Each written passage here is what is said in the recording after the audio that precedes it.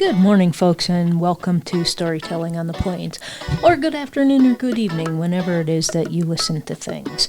I always forget that we don't do this live, so it's morning for me, but it's whatever time o'clock for you.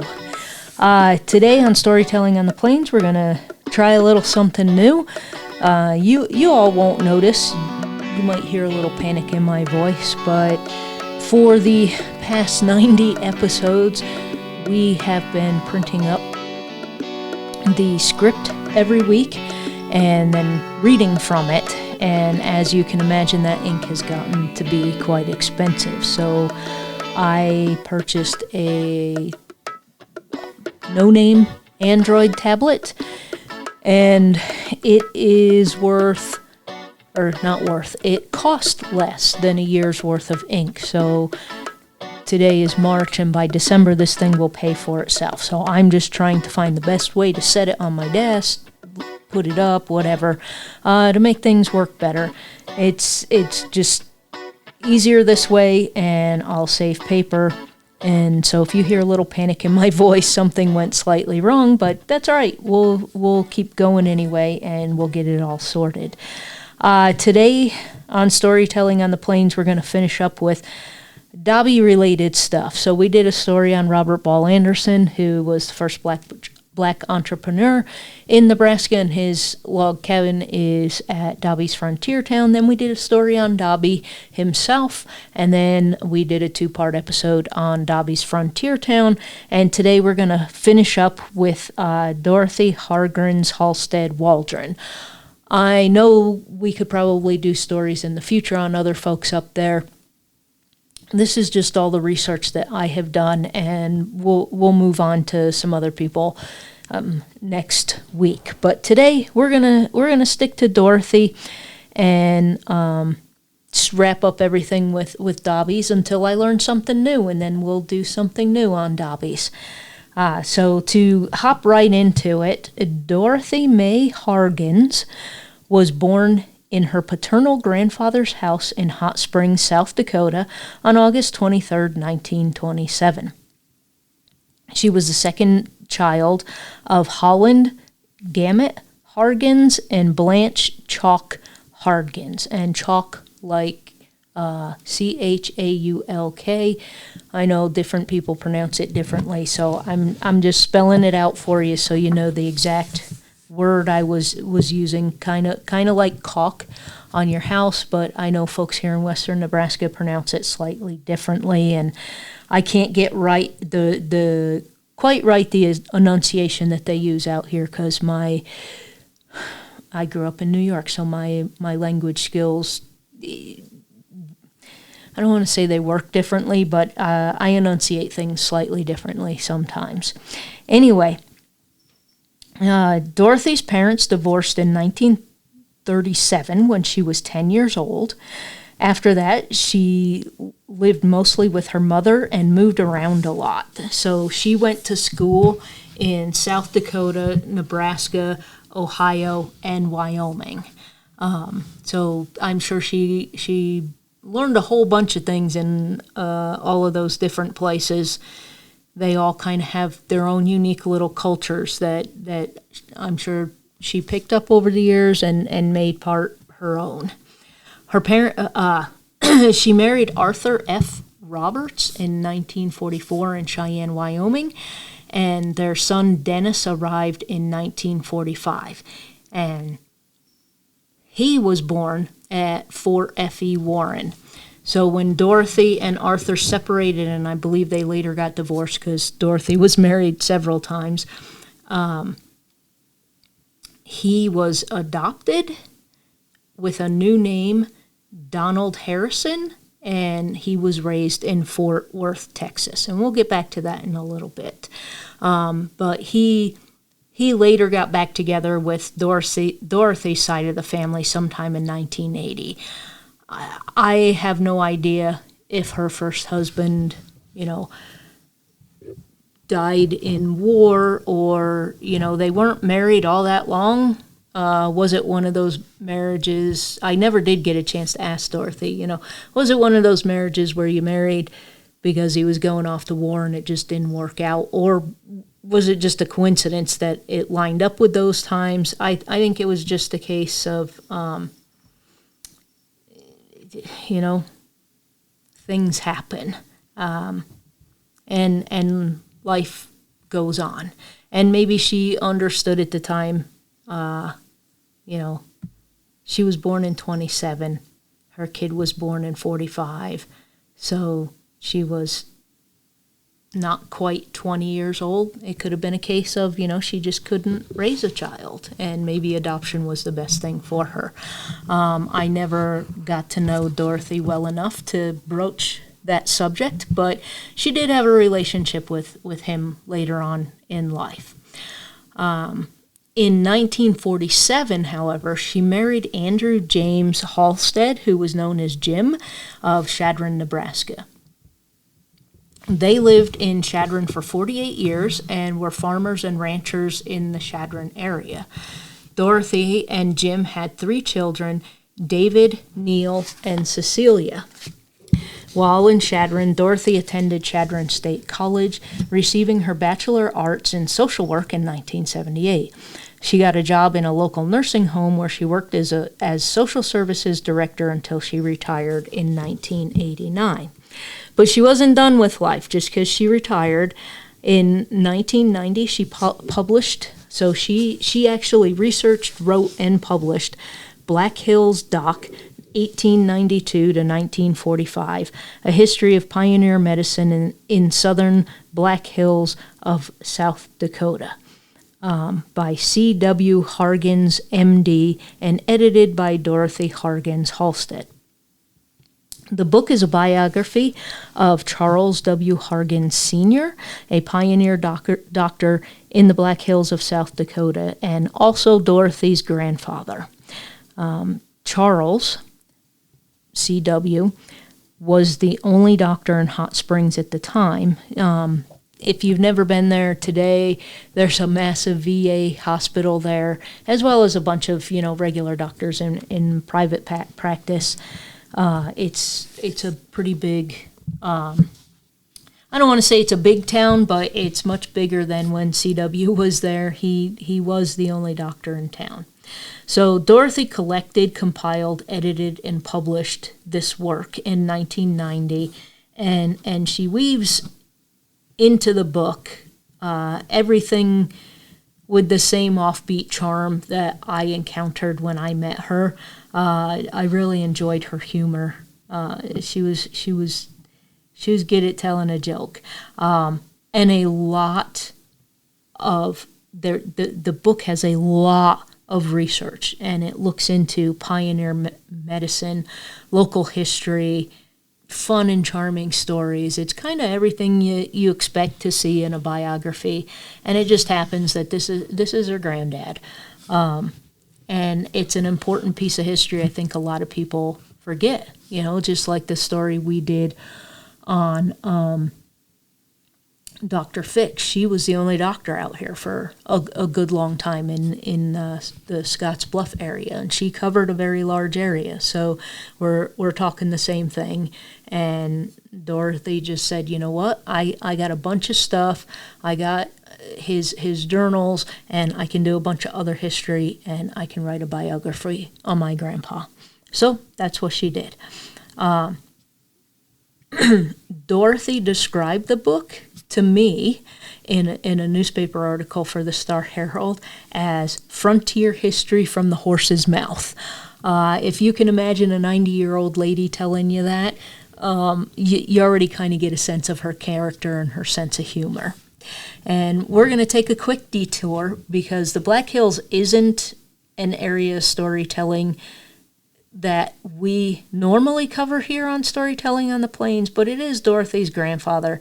And the book is kind of neat if you can find a copy, because she did everything, including publishing it. So it's a little difficult to find. You can get copies on eBay. I got my copy from Dorothy, so I didn't have to worry about looking too hard for it. I'm not sure if Dobby still sells copies, if they even have copies, but it's a good, interesting read if you can find a copy of it. Charles was known as Doc in the area, and he arrived in Hot Springs, South Dakota on December 14th, 1891, and set up his practice.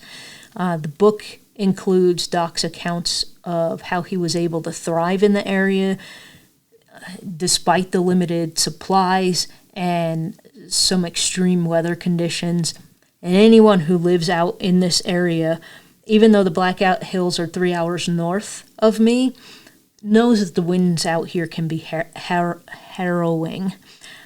We recently, just as of recording this, we're about a week out of a few days of just horrendous winds, and it looked like the Dust Bowl outside. It was bad, and I was out early in the morning.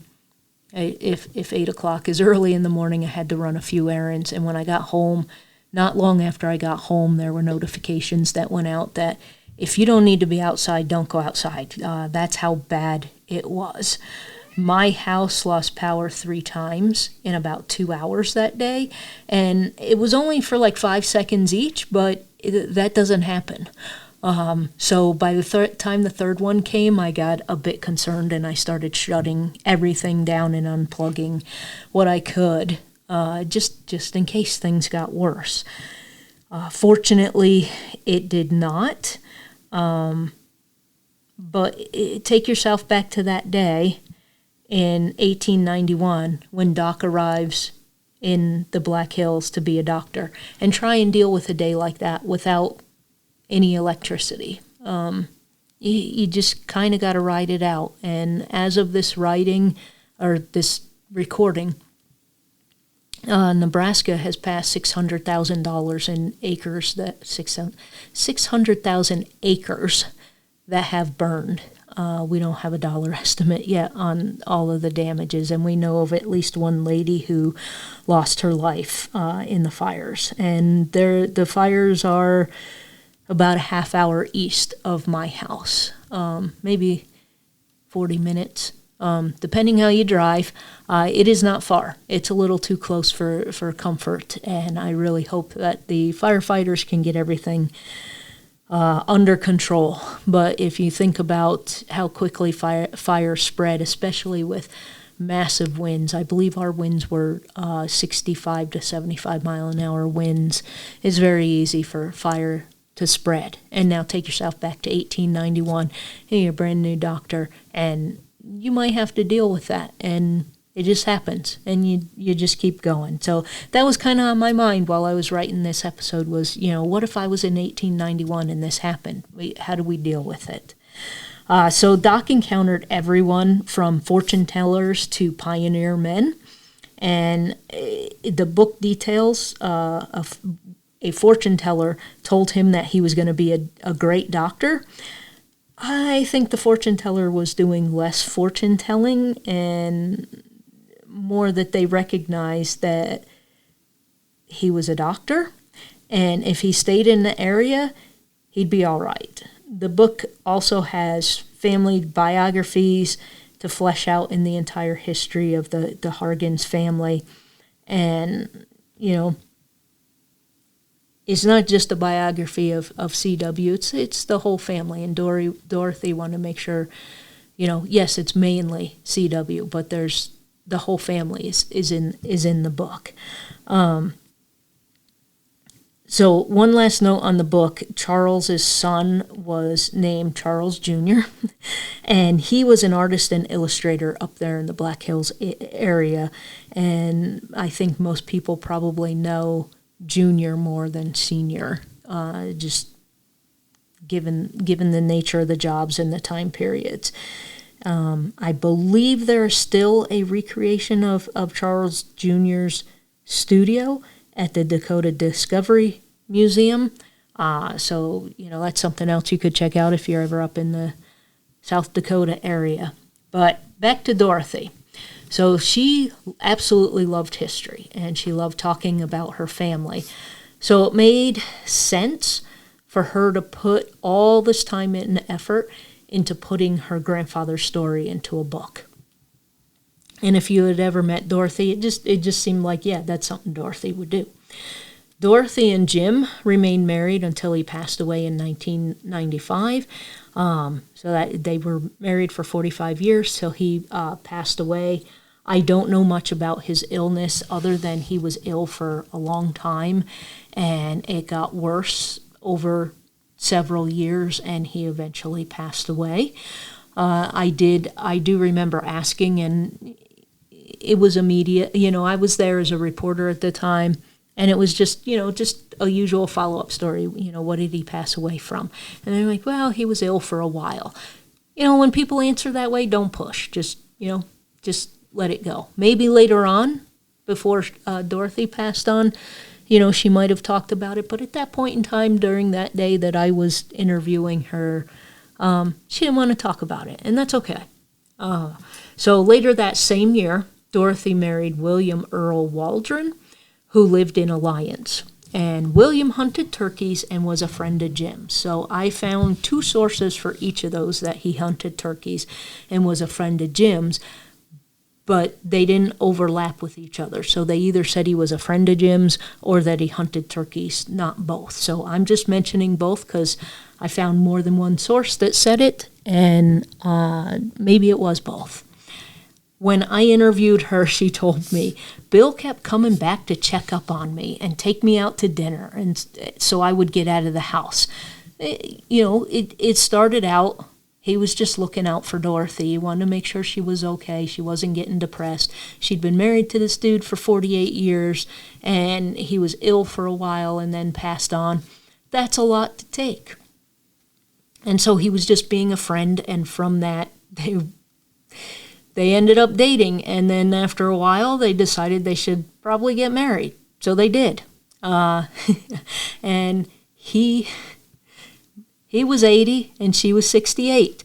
So for most people, we're done with marriage. We're probably just going to be a widow or widower the rest of our lives. But they were like, no, let's get married. So they did. And they surprised everyone. No one thought they were going to get married. Most people think when you're those ages, if your spouse dies, that's it. You just live alone till you pass on. And they were like, heck no, we like each other, so we're going to get married. So Dorothy also told me, he took me places I would have never expected to ever go. We did things that I have never done in my life before and had a good time. So I think it was a lot more a marriage of companionship. And like Daisy spoke about marrying Robert Ball Anderson, that, Robert was 79 when they got married, and she was, 21, I think it was. It's a companionship. And it's not what everybody automatically thinks about a marriage. They liked each other. They liked spending time with each other. So they got married, and they went traveling and did cool things and enjoyed each other's company. And, really, that's, if they're having fun, who cares? So they did make a decision to live in Dorothy's home, which was just south of Chadron. And they spent a decade of traveling. William passed away on April 24th, 2005 at age 90, and Dorothy was 77. So they were married for a decade, and they had a blast. They went and traveled. They saw things they wanted to see. They did things they wanted to do, and they just had fun. And, we should all be able to do that kind of stuff, and we shouldn't have to wait till we're old to do it. When William died, Dorothy decided she was never getting married again. That was it, because that's her third marriage. I'm done. Although the first one kind of, I think, had some special circumstances. The second one was 48 years. The third one was 10 years. And it's a lot to be around someone for a long, long time, and just one day they're not there anymore. And it's not because they left you. They passed away. You can't do anything about it. And for some folks, the grief eventually piles up, and you're like, yeah, no, I'm not doing this again because I don't want to. So this is where the Dobby's connection really takes off. William was friends with Dobby, and Dorothy had become friends with Dobby's daughter-in-law, Liz. And at some point in time, I'm not sure if it was before or after William died, Dorothy had found out that Liz didn't really have a lot of time to go with Dobby on auctions anymore because she needed to be around to give tours at Dobby's frontier town to the visitors that showed up. So it was becoming difficult for her to schedule time to go with Dobby and also be there for the visitors that are coming to see things. So Liz eventually convinced Dorothy to go to the farm auctions with Dobby. And, of course, it wasn't too long before Dorothy and Dobby were regulars at the local and regional farm auctions. They just went everywhere looking for treasure that they could bring back and add to Dobby. So I want to read from the article that I wrote for a little bit. Sometimes they traveled long distances. When Dobby found good displays for the buildings, such as the foot-pedal dental drill in Spencer at a large estate auction, he was eager to take them back to Dobby's frontier town. We brought that home in the back of my car, she said. Dorothy had a lot of fun attending auctions, whether it was a little chair in Rapid City, South Dakota, or various items here and there. They enjoyed the hunt for the next perfect item to add to the collection.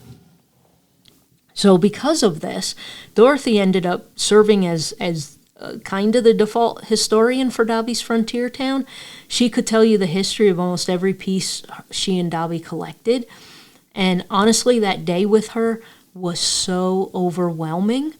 There were so many things and so much information, and I was constantly struck by how this woman who walked with a cane and was 90 years old was anything but slow. You see a white-haired lady walking with a cane, you find out that she's 90, even though she didn't look 90. You automatically get some preconceived notions in your head, and she just blew me away. You would think she was like 40, 45, and just had white hair and had to walk with a cane. It was absolutely amazing the amount of information she had. She recalled everything. She had a quick wit about her as well, and we shared a ton of laughs. And there's so much information up there and so much history, and I'm thankful they saved it and collected it, and everyone up there that works at Dobby's has such a joy for sharing all of this with other people. But again, it was, for me, it was a lot and it was overwhelming. It might not be for other people, but for me it was, because every piece has a history, and that history is probably an hour long to tell me. And now you add thousands of things, thousands of small pieces, and 27 buildings. It's a lot. Just the 27 buildings, you want to go through the history of that, and it's going to take an hour for each building, minimum. That's 27 hours right there, and I've got 3 hours to get through the whole thing. It was a lot, but it was a lot of fun, and Dorothy made that day completely worthwhile. And just, I wish I could have got up there again before she had passed so I could ask her more questions. I would have stayed longer that day too, but again, as a reporter, you got deadlines, and you got to get the most pertinent stuff. And on top of that, it's an hour each way to driving. So you're limited in what information you can get, and it's so cool up there. Anyway, so Dorothy enjoyed spending time with her family, and she also had a lifelong interest in education. She really felt being educated was important. And it was more than just go to college and get a degree. Educate yourself, learn stuff. Oh, why is this way? Go learn about it. We literally have the whole world in our pocket that we can pull out and learn about whatever we see. And I think some of us don't always do that, and we take things for granted. And she was the kind of person that was always learning and wanting to know where this thing came from, how did it work, why is it important. And the Dorothy that I met, I got the impression that she didn't care how you learned, just learn, educate yourself. And she was on several election boards and extension clubs, and she was a longtime member of Mensa International. And for those of you who don't know what Mensa is, I'm not sure what the requirements are now, but I know back in the 80s you had to have an IQ of whatever to be offered a membership, and it's basically a club for really smart people. And she was proud to be a member of Mensa, and she was proud to be a member of all of the different clubs and boards that she was involved in, because they all taught her something, and she learned something from all of them, and that's kind of what she was all about.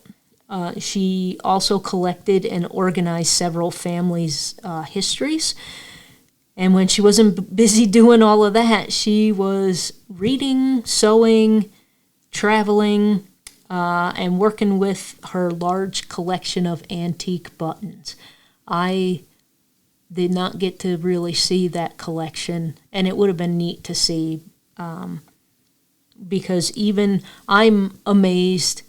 I used to interview down at the Legacy of the Plains Museum the archivist that used to work there, and she could look at the clothing someone was wearing in a picture and date it just by the clothing. She could look at buttons and tell you what time period they came from and how they would have been attached to clothes.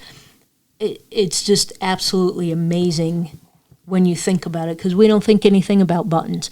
Buttons close our shirts, and buttons close our pants, and that's about as much as we think about buttons. But they're all made for a specific purpose. Their sizes are a certain size for certain reasons, and different sizes are used on different types of clothing. And that's about all I can tell you about buttons. But if you talk to Dorothy, she could tell you everything about every dang button that she had. And that's a really neat thing to be interested in, and to be able to share with other people, and to not just share it in a monotone voice, but with joy and passion. That makes a whole big bit of difference.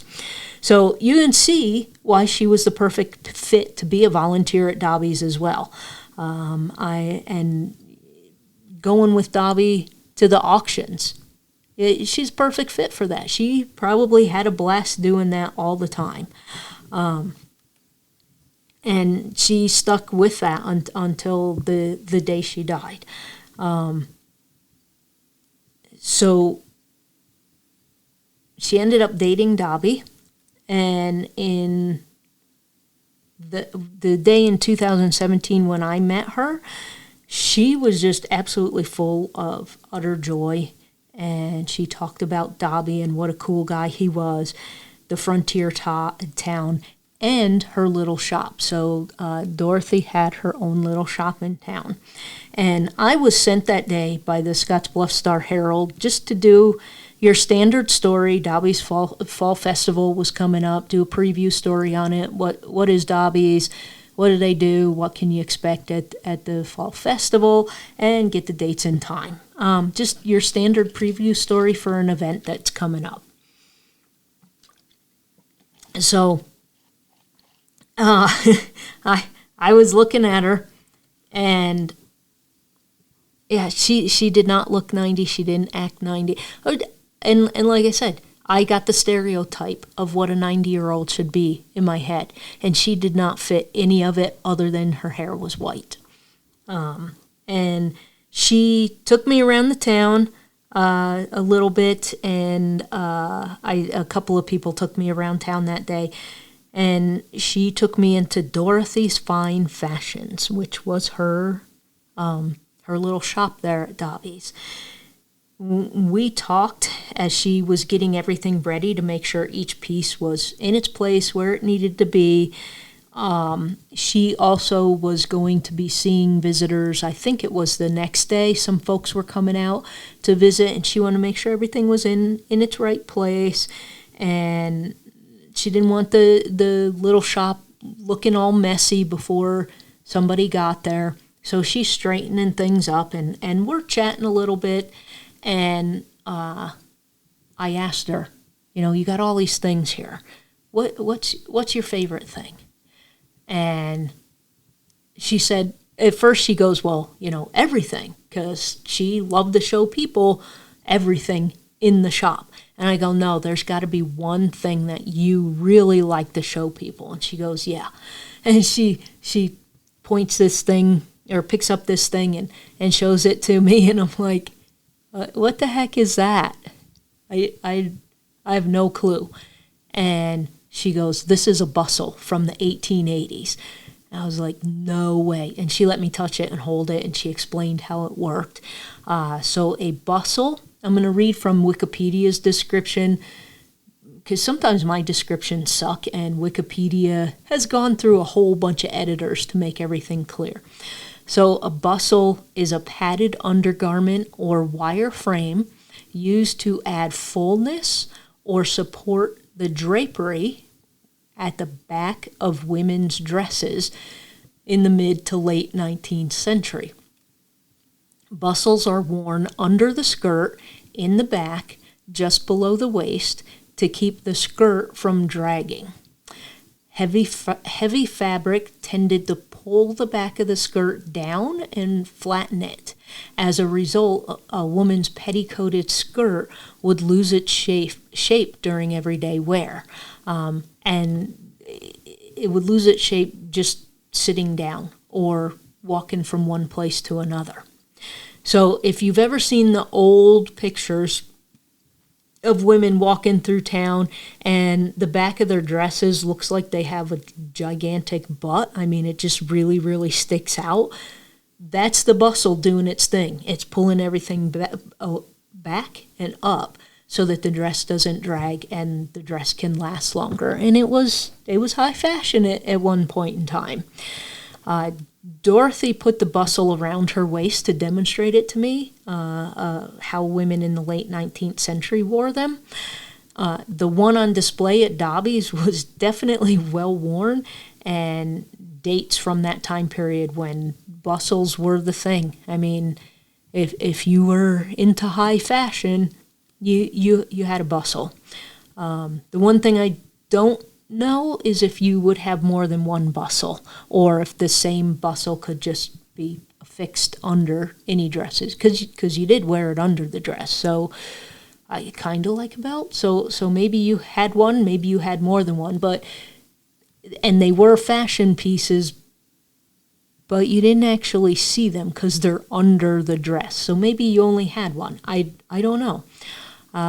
I'd need some historical fashion people to come and tell me about that. The one there at Dobby's Town was definitely used a lot, and it was only partially covered in cloth because it had been used so much. The cloth that covered it was well worn away. And it was typically used under a petticoat or a crinoline skirt. And in case I pronounced that wrong, it's crinoline, so crinoline. I'm not totally sure. And it just kept your dress from dragging on the floor and kept your dress from getting unnecessary damage. I can understand that because my entire life I'm relatively short, and it's very hard to find pants in the right size for me. And what happens a lot is the bottom of the pants goes right underneath my heel. So that part of my jeans, if I walk around barefoot and have my jeans on, that is always, it doesn't matter how hard I try, it is always the first part of my pants that wear away and start to fray. And it's because it's dragging on the ground. So it gets a lot more brushing up and damage over time. And I have a pair of pants right now, perfectly fine, looks great, but if you look down there on the heels, they're frayed. And the bustle was an answer to this for women's dresses. Dorothy also had other unintentional connections to Dobby's, and I thought this was really pretty cool because it connects to her grandfather. So her grandfather, who was the frontier doctor, may have known the Lori White's grandfather. And if you've been listening to our episode, Lori White is Dobby's Frontier Towners Board president. And so I'm just going to quote from that article in the Star Herald because it's kind of stupid for me to rewrite the whole thing. When he was 19, White's grandfather was deathly ill. In a short amount of time, he went from weighing 219 pounds to 97 pounds. No one seemed to know what was wrong until they took him to an old country doctor who diagnosed him with diabetes. When the doctor gave him his first injection, he cried. He said, "Once I give you this, you'll always have to take this," White said. They wonder if it was the same doctor. It was that same time period, though. Dorothy is sure it is. Her grandfather was the only doctor in Hot Springs at the time White's grandfather saw that old country doctor. And I remember, that's kind of the trajectory that I went along. My weight loss was not that drastic, but I went from 219 to 175 in about 2 weeks. And then I started blacking out, and I eventually went to the ER and was diagnosed with diabetes. And they believe that I've had it my whole life, but somehow I was able to manage it until I magically couldn't.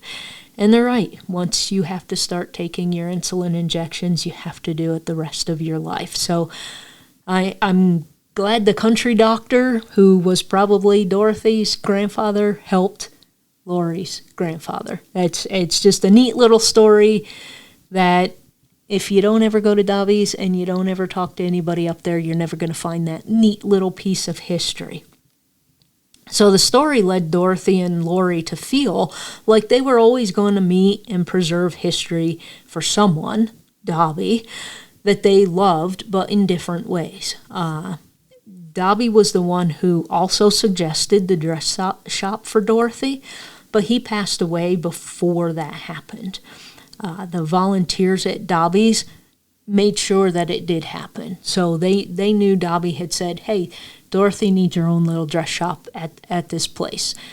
They weren't able to do it before he passed away. And the volunteers were like, "Yeah, no, we're going to make sure that's going to happen." And that dress shop, Dorothy's Fine Fashions, that was once a Chinese laundry shop. The volunteers had to clean it out, and they had their work cut out for them. There was a leaky roof, and it had caused like all kinds of damage inside, and the roof was deteriorating, and the windows needed to be replaced, the floors needed to be replaced. And at the time, Dorothy didn't know this was getting fixed up for her. She just thought, yeah, this is another building Dobby wanted restored, so we're restoring it. She didn't really think much of it. And she told me, "I knew that it was being fixed, but then they said, 'That's going to be your dress shop,'" she said. I thought, oh, goody. And she didn't sit back and let the volunteers do all the work either.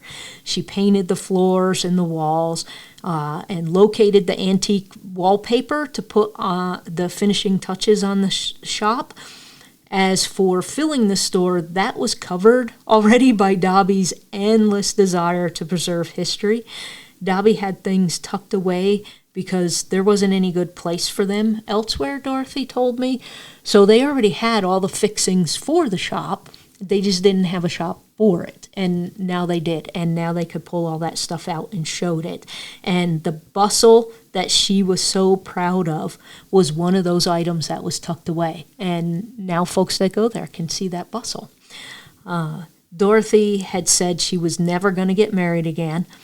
but she and Dobby had planned on it. She told me that day he didn't last long enough, otherwise we would have, and we should have. So she was kind of bummed they didn't get married, but she also gets it, people get older, and you can't stop the march of time. But anyway, one of my memories of Dorothy was at the end of our conversation and the end of the tour, and how everything worked in Dorothy's fine fashions. And I can't even remember everything because that's just one little tiny shop, and she and I spent close to an hour in there, and I can't remember everything that was in there. It was just so fascinating, so amazing, and awesome that she had all this knowledge and was just so joyful and wanting to share it with other people. And one of the things that struck me was after this conversation, we could have just been like, well, that's it, let's go to the main house, because when we were done in her shop, that's where we went, was to the main house. But I got to watch her put the bustle back on its display stand where it should be and where it was going to sit until the next time somebody saw it and asked her, what the heck is that? She had that care and attention to everything, everywhere, about everything she did, whether it was a small thing or a big thing. And that really showed a lot of her character to me in that little moment. Most other people that I interview, if we were moving on, they would leave that and get back to it later. And she was like, no, we have to make sure everything is right and everything is okay before we move on. And that has always stuck with me more than what every little thing in that dress shop was. Her passion for that little dress shop sticks with me more than the items that are in there. If I was doing an interview today, I would probably spend 2 hours with Dorothy just in her dress shop, talking to her and videotaping it, because it is completely different to read about it than to actually sit there and experience and get it from someone else who gets it and wants to share it with you. So, Dorothy died at Regional West Medical Center in Scottsbluff on January 25th, 2020, and she was 92 years old. At the time of her death, her brothers Kenneth Hargens and Holland C. Hargens and sister Donna Sires were still alive. Unfortunately, Holland passed away just 12 days later on February 6th. 2 of her children, Donald Harrison and Cecilia Ray, also survived her. Dorothy was cremated and her ashes were placed somewhere near her home in Chadron. I did find a headstone with her name on it underneath James's name, so maybe part of her ashes are there as well. It could be. My mom's ashes, most of them, are buried with my grandmother and grandfather. My nephew wanted some ashes, and then I did not know until I showed up for the funeral. He got a small necklace with some of my mom's ashes in it. And so my mom sits on my computer desk, and my mom sits at home on my nephew's dresser, and my mom is also buried with her mother and grandfather. So maybe that's what happened with Dorothy. I don't know, and I know people I could call to find out, and it feels kind of rude, so I'm not going to do that. I'm just going to let you know that I found that 2 sources said she was cremated with her ashes somewhere near her home, and then I found a headstone with her name on it too. So maybe it's both. Dorothy's obituary, and this is such a Dorothy thing, requested that any memorial funds for Dorothy and her family be sent to Dobby's frontier town in her memory. So it wasn't just that she ended up meeting Dobby and fell in love with him and was going to get married. She also understood the value of having a place like Frontier Town and wanted it to continue well after her death. So I'm just going to put a little plug in. Go to Dobby's Frontier Town. Donate some money in Dorothy's name if you would like to mention our podcast, whatever. It is a worthwhile place to go and visit. And Dorothy was just a fantastic lady who lived out here on the Great Plains. And that's all I got for you this time. We'll be back next week with another story on a couple of people. And I hope you enjoyed this one, even though it's a little shorter than what our episodes usually are. So until next week, I'm Irene, and this is Storytelling on the Plains.